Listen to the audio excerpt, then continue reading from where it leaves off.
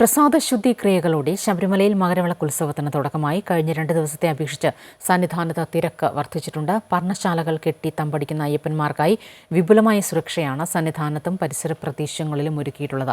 നാളെയാണ് മകരവിളക്ക് മഹോത്സവം.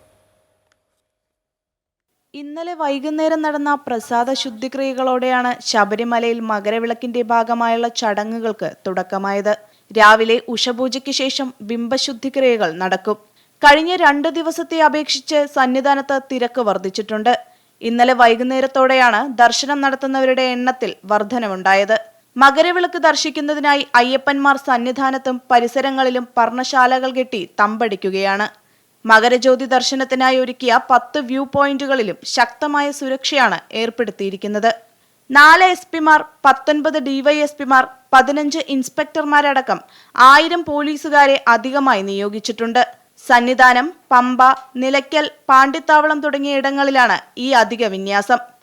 അമൃത ന്യൂസ്, സന്നിധാനം.